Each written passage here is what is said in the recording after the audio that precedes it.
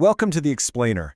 I am absolutely pumped to go through this with you today, because we're about to completely shift your paradigm on one of the most famous stories in human history.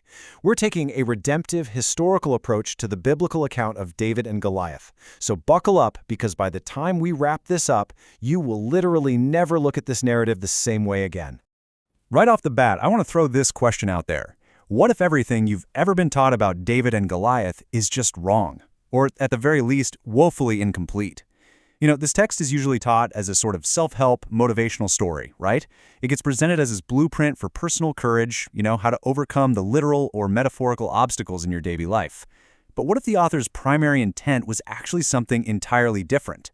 Okay, let's dive into this. If you've spent any time at all in a church, or honestly even just at a secular motivational seminar, you've probably heard a quote that sounds exactly like this. Your giant is anxiety. Your giant is depression. Your giant is debt. Your giant is fear. Be brave like David. Now, to be fair, there's a kernel of truth there. Believers absolutely do face trials, and we definitely need to trust God. But here's the catch. Making yourself the hero of the story completely misses the primary Christian intent of the text. If the whole point is simply, hey, be courageous, the distinctly Christian center is just totally absent. So let's break down the fundamental contrast we're exploring today. The traditional view, that sort of moralistic self-help lens, says, you are David, find your giant, defeat it. But the true theological view, the one rooted in a redemptive historical interpretation, says something pretty radical. You are not David. Look to David's greater son. You see, David isn't primarily an example for us to imitate. He's actually a type of Christ. He's the representative king who wins salvation for God's completely helpless people.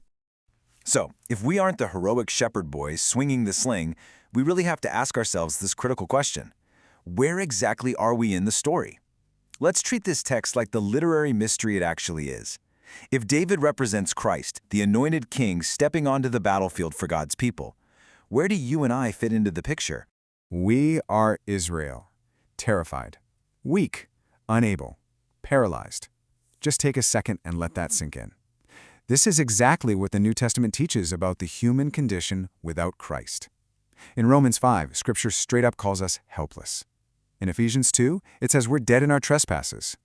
Hebrews 2 describes us as being enslaved by the fear of death. We are the cowering Israelites, hiding in the trenches, completely unable to save ourselves from the massive, terrifying enemy standing right in front of us. Section 1. A Battle of Representatives, the Covenant Warfare Framework. You see, 1 Samuel 17 is not just a story about personal courage. It is an ancient account of covenant warfare. To really grasp what's happening down in the valley between those two mountains, we need to understand the concept of federal headship. It's essentially a system where a champion is appointed